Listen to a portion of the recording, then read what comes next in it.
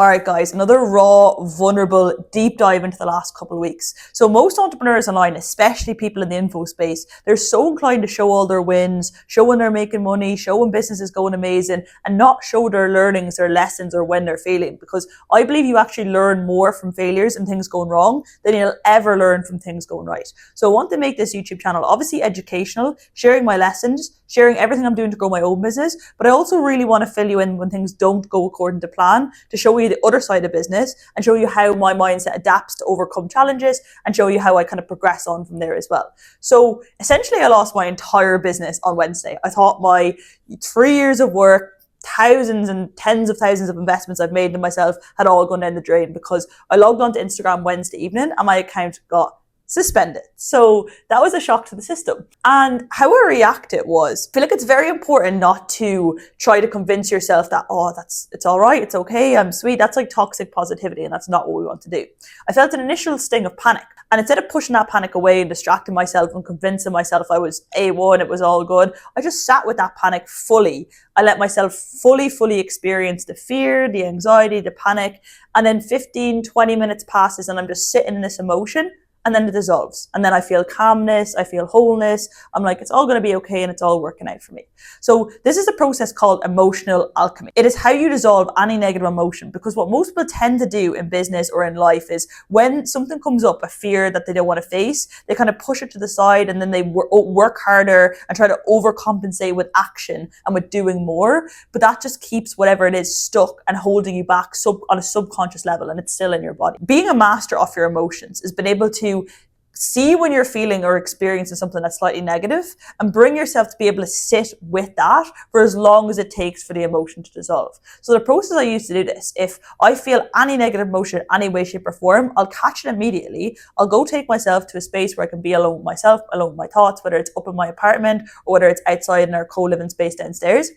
And I'll really just close my eyes and I'll fully let that emotion go through my entire body. And when you do this, what you resist will keep persisting in your life, but what you shed light on dissolves. So it'll take however long, depending on how severe the emotion is in your body. It could take 10 minutes, it could take 30 minutes, it could take an hour. But if you can just sit with that negative emotion for however long it takes to dissolve, I promise you it will dissolve, and then you'll come back to neutrality. And then when you come back to neutrality, then you can take, okay, what positive could be found in this potentially negative thing? Because second lesson is the only meaning that things have in life is the meaning that we apply to them. So in theory, for example, the best example I can give of this is 3 years ago, I got made redundant from my corporate job. And I thought this was the worst thing in the whole world. I thought, I'm not good enough, I'm a failure, I don't even have a college degree to fall back on. I was creased, crumbled, upset for 5, 6, 7 days, like literally could not even leave my room. But in hindsight, even though I perceived that as being a very bad thing when it happened, I can hand on my heart say in this current point in time, it was the best thing that ever happened to me in my life, because that led me to go back to Bali, to go all in on my business, to invest in a mentor, to start posting more and more content. And if that had not happened to me, the thought I could actually be still in corporate right now instead of living my dream life, being able to travel the world, being able to do what I want, work with my dream clients, like that would probably be my reality. So that's a very good example of, if I just at the time like actually thought of more ways that this could actually be a good thing, it would have saved me a week of literally almost depression at the time.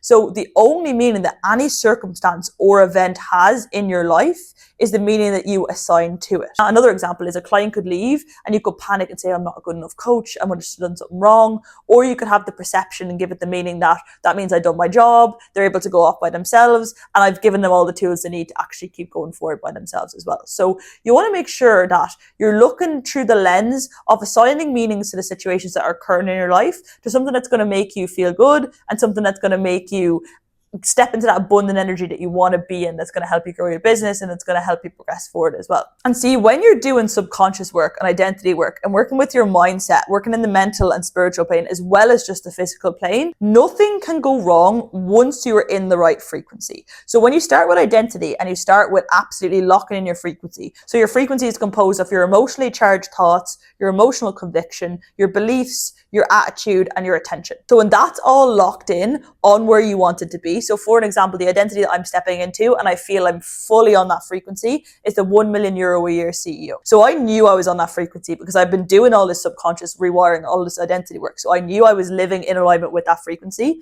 So this happened, my Instagram got suspended, and I knew that that was not a bad thing. That was just leading me to where I want to go. So for example, that would push me to focus more on YouTube, which again, that could be the catalyst to me reaching those 7 figures a lot faster in the space of 1 year. It could give me the time and space I need to actually take a look at my offers, restructure things a little bit, maybe create a higher tier program as well. All these other things that would give me space and time to do, that's actually going to lead me to the goal of being that €1 million a year founder in ways faster speed time. So when you are on the right frequency and when you do the subconscious work and you do the mindset and identity work, nothing can happen that is not in alignment with that. And when you know that, it's a lot easier to trust and surrender and relax into the fact that everything is happening for you. Neville Goddard calls this the bridge of incidents. There's always a calibration period of time from when you lock in your identity and you lock in your frequency till you see those actual things in your 3D reality. And the things that happen during that calibration period, Neville Goddard calls the bridge of incidents. It's like seemingly coincidental, synchronistic things that actually lead you to the acquirement of what you actually want. And principle number 3 is when you're a CEO and when you're an entrepreneur,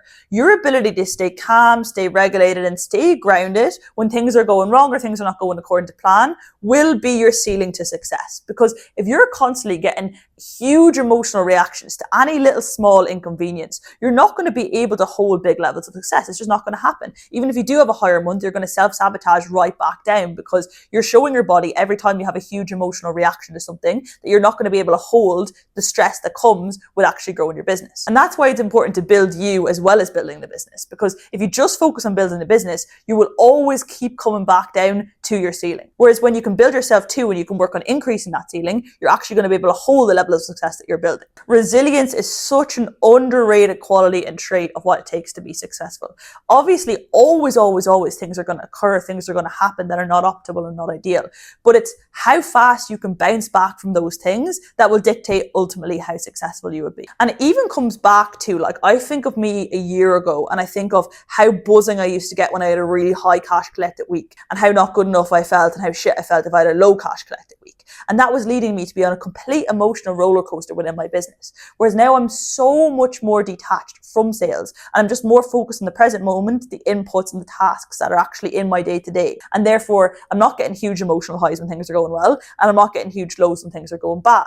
So I'm able to operate from a way more calm state and overall my emotions are here as opposed to going up, down, up, down. And that's going to be able to keep increasing my container to actually hold what I'm building. The fourth principle is a lot of business owners work on the basis of do, have, be instead of be, do, have.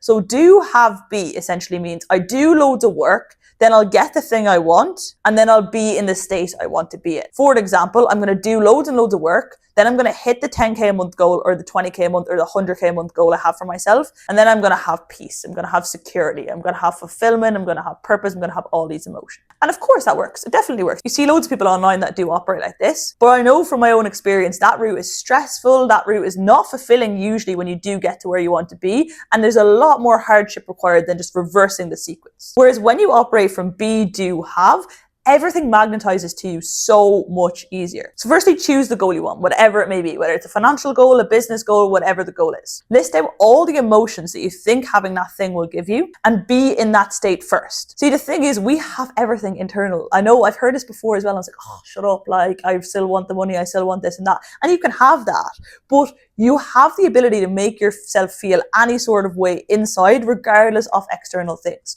So you can actually feel all those emotions that you would feel when you have the monetary goal or the business goal you want now. And when you converse the order, when you be that, it will be so much easier to do the action required to get there, and you'll have the thing paradoxically so much faster. So be, do, have. When you can operate in that sequence, life will feel easier, business will feel easier, business will be more enjoyable, you feel like you're living in your purpose more, you'll feel like you're present more, and it's just a way more synchronistic, fun way to operate when you are scaling and growing your business. And it's a lot more sustainable as well because it's actually fun. And principle 5, which is the last principle I want to talk about today, is just trust and surrender. The amount of time and energy that people waste on things that are outside of their control is actually crazy. And if there's actually nothing you can do about most of these things that you spend time worrying about, you spend time stressing about, 80% of the things that we worry about and we stress about on a day-to-day basis never actually occur. So keep bringing yourself back to what is in my control right now, and only worry and focus on that. Because when you can put your energy there instead of on all the things that are outside your control, you're giving yourself back the power. Because every time you give your power to external things that you actually have no control over, you're wasting so much of your precious energy that you could be putting on the things you can control that's going to get you to where you want to go so much faster. So I feel like to grow fast, you have to have this element of trust and surrendering to what's happening, and trust that every single challenge that you're given is an opportunity to make you level up and make you step into that version of yourself that's going to be able to hold your next level of success. And when you can have that lens on challenges, it just completely stops you from stepping any way, shape or form into that victim mentality, because it's so easy when shit things happen sometimes to step into, always bad things happen to me. Why is this happening to me? Why does it have to happen? And kind of step into that victim. But that's just going to create excess negative energy and potential that's going to keep you going down that rabbit hole of more negative events occurring. Whereas if you can flip it to what's this trying to teach me, that's going to flip the situation, then your energy is going to be going into the positive, and that's going to bring more positive things into your life. And even bringing back, I don't know if you're Irish or if you're from the UK or from America or wherever you are watching this video from, but I know in Ireland anyway, we were brought up to believe that working hard equals more success. But from my experience over the last 3 years,